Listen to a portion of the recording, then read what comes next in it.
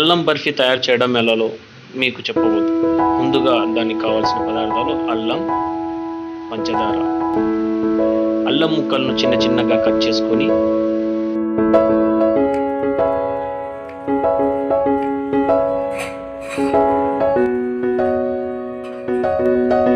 వాటిని శుభ్రంగా కడిగి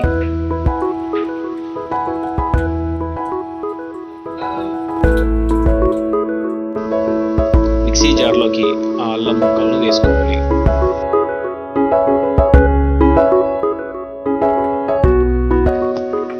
అలా వేసుకున్న అల్లం ముక్కల్ని మిక్సీపై పెట్టి బాగా మెత్తగా రుబ్బుకోవాలి.